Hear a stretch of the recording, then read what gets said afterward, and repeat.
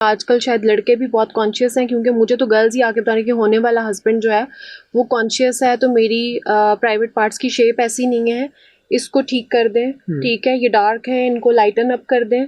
Second marriage पे demand है husband की, और वो हस्बैंड्स खुद लेकर आते हैं सर्जरीज के लिए। अगर किसी को शक है या कुछ इस तरह का प्रॉब्लम है कि ये उसके मेल्स के स्पर्म्स नहीं हैं या फीमेल के एग्स नहीं है, तो DNA testing is the best way. किरदार कशी जिसके ऊपर होती है वो है हाइमन का ना होना या फिर फर्स्ट नाइट पे ब्लीडिंग ना होना।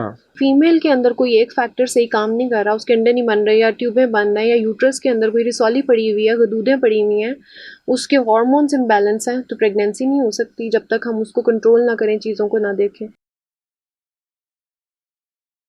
डॉक्टर साहब मुझे ये बताइए कि यहाँ पे क्या इस किस्म का डर भी पाया जाता है कि लड़कियों को ऐसे डर हों कि लोग जो है वो शादी की पहली रात जज करना शुरू कर देते हैं, किरदार पे सवालात उठ जाते हैं और किरदार तक जज किए जाते हैं कि ऐसे हुआ है तो ये जो है ना बड़े साफ किरदार की होगी, ऐसे नहीं हुआ तो इसका किरदार जो है ना वो अच्छा नहीं निकला, तो ये डर भी लड़कियों में पाया जाता है क्या?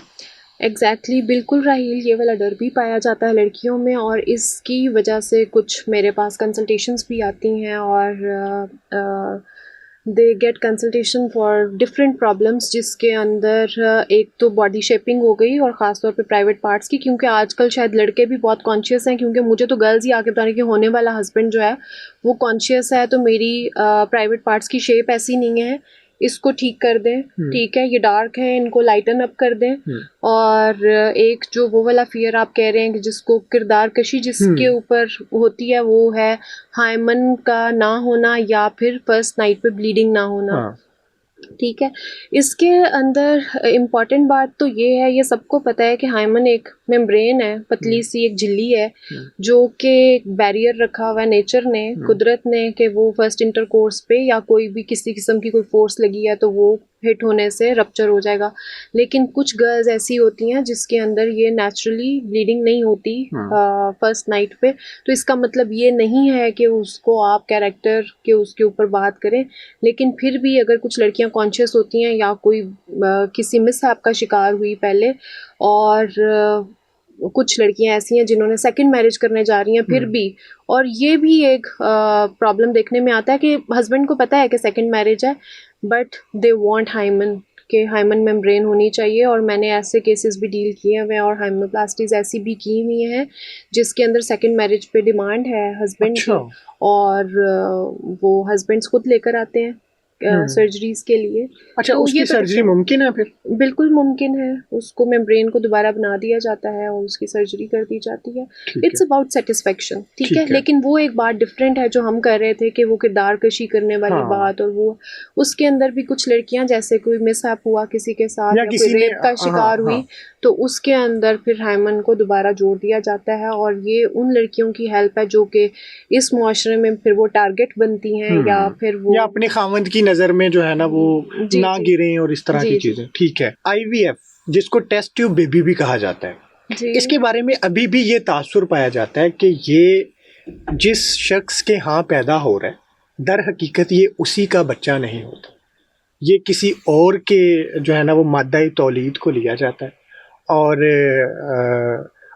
जो लड़की होती है उसके रहम में डाल दिया जाता है और वो बच्चा पैदा हो जाता है। तो क्या ये ऐसा ही है?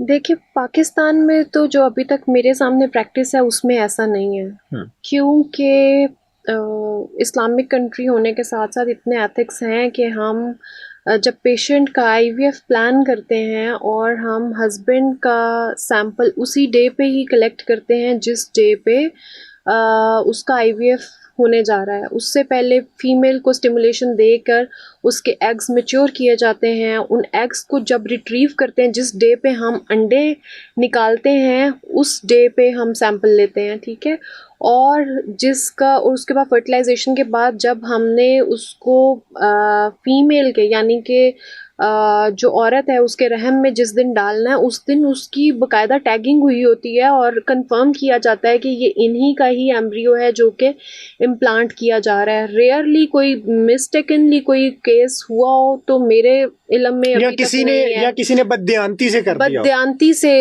कर दिया हो, लेकिन अभी तक जो प्रैक्टिस है ये कि उनको कंफर्मेशन दिखाई जाती है, अपना टैग देखें, पेशेंट्स को भी बार बार कंफर्म करवाते हैं कि ये देखें ये और आपका ऐसे ये हो है सकता है कि ये सैंपल। पेशेंट की ही कस्टडी में रहे? नहीं, ऐसा नहीं हो सकता, उसको क्योंकि ट्रस्ट इसके करना लिए पड़ता है डॉक्टर को। बिल्कुल ट्रस्ट करना पड़ता है, क्योंकि उसके लिए हमारे पास स्पेसिफिक एक एनवायरनमेंट होता है जो कि ज़रूरी होता है उनको अलाइव रखने के लिए, ठीक और वो पॉसिबल नहीं है घर में। वो स्पेसिफिक लैब्स हैं, वो हर हॉस्पिटल में भी नहीं होता वो सेटअप। ठीक है। ठीक है। और दूसरी बात ये कि अगर किसी को शक है या कुछ इस तरह का प्रॉब्लम है कि ये उसके मेल्स के स्पर्म्स नहीं हैं या फीमेल के एग्स नहीं है, तो DNA testing is the best way कि और हाँ वो बच्चा पैदा होने से कर पहले भी हो सकते सकती हैं। है? बच्चा पैदा होने से पहले भी हम डीएनए टेस्टिंग जो है वो फीमेल के उससे ब्लड से कर सकते हैं, और बच्चा पैदा होने के बाद भी ये टेस्टिंग की जा सकती है। ठीक है।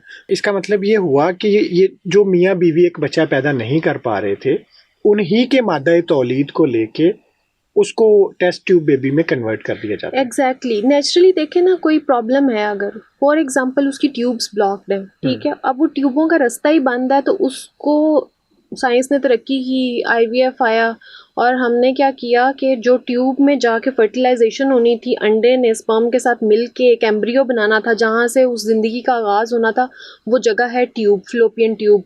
ठीक है, और उसमें वो फर्टिलाइजेशन के बाद आके इम्प्लांट होता है रहम के अंदर, और वहाँ पे प्रेगनेंसी ग्रो करना शुरू कर देती है।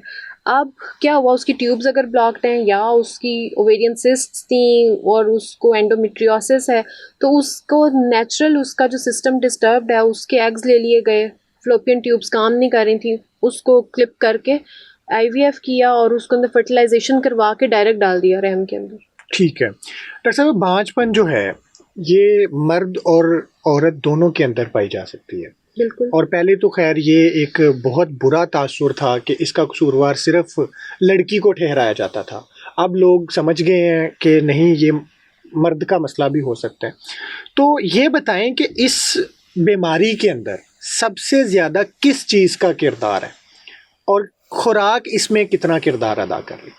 पहली बात तो ये कि हस्बैंड एंड वाइफ दोनों का हेल्दी होना in terms of reproductive system, जो आपका तो लीदी निज़ाम है और जो आपका रिप्रोडक्टिव सिस्टम है, जो सेक्सुअल हेल्थ है, वो दोनों की अच्छी होनी, रिप्रोडक्टिव ट्रैक का हेल्दी होना और आपकी अपनी जनरल हेल्थ का अच्छा होना, ये दोनों की तरफ से होगा तो प्रेगनेंसी होती है। और दोनों का इक्वल ही किरदार है। अगर फीमेल के अंदर कोई एक फैक्टर सही काम नहीं कर रहा, उसके अंडे नहीं बन रहे या ट्यूबें बंद हैं या यूट्रस के अंदर कोई रिसॉली पड़ी हुई है, गदूदें पड़ी हुई हैं, उसके हार्मोन्स इम्बैलेंस हैं, तो प्रेगनेंसी नहीं हो सकती जब तक हम उसको कंट्रोल ना करें, चीज़ों को ना देखें।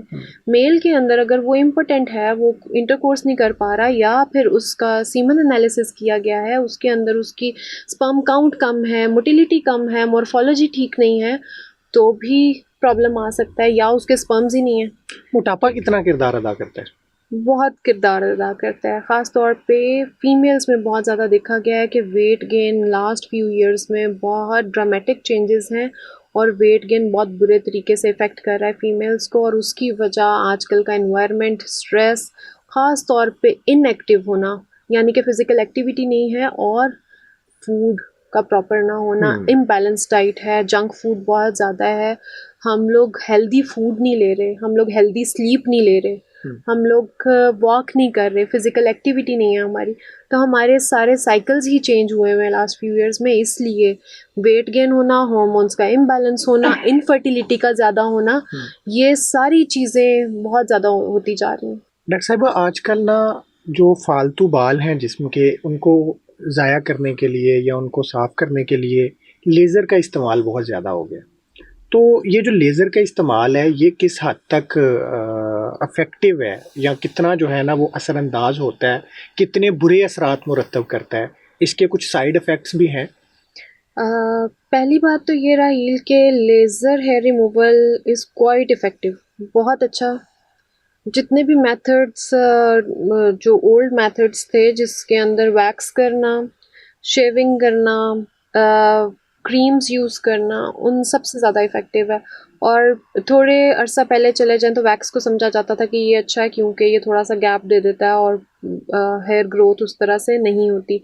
लेकिन असल में वैक्स जो है वो आपके हेयर फॉलिकल को टारगेट नहीं करती और फॉलिकल अपना बाल बनाना दोबारा से बंद नहीं करता। लेकिन लेज़र हेयर रिमूवल के साथ आपके जो बालों की ग्रोथ है वो भी कम हो जाती है, लाइक 6 टू 8 सेशंस में काफ़ी हद तक फ़र्क पड़ जाता है कि बिल्कुल बेबी हेयर हो जाते हैं अगर आपने रेगुलर सेशंस लिए हुए और लेज़र अच्छे वाला है, ठीक है। और दूसरी बात ये कि इसके साइड इफ़ेक्ट्स पे अगर हम बात करें तो लेज़र हेयर रिमूवल आपके फॉलिकल को टारगेट कर रहा है, उससे डीपर लेयर्स में नहीं जा रहा। जो आजकल कंसर्न है कि लेज़र हेयर रिमूवल के बाद बच्चे नहीं होते, ओवरीज़ पे इफ़ेक्ट हो रहा है, हार्मोनल चेंजेस आ रही हैं, तो ऐसा लेज़र की वजह से नहीं है। ये और भी बहुत सारे फैक्टर्स हैं हमारे एनवायरनमेंट में जो कि इफ़ेक्ट कर रहे हैं आपकी सारी चीज़ों को, जो फर्टिलिटी पे इफ़ेक्ट कर रही हैं। But laser hair removal only targets deeper in your skin and it targets your follicle basically, और उसको आहिस्ता आहिस्ता वो वीक कर देता है कि हेयर ग्रोथ उसकी कम हो जाती है। बहुत शुक्रिया आपका, थैंक यू सो मच। हमारे साथ डॉक्टर राबिया नौशीन साहिबा थी और ये आपके जो अहम तरीन मशहूर और मखसूस मसाइल हैं उन पे बड़ी जो है ना वो माहिराना गुफ्तगू कर रही थी। आपके भी अगर कुछ सवालात हैं और आप पूछना चाहते हैं कुछ डॉक्टर साहिबा से तो लाजमी आप हमें कमेंट्स कीजिएगा और अगले सेशन में हम आपके सवालात के भी जवाब देंगे। मुझे दीजिए इजाज़त, अल्लाह हाफिज़।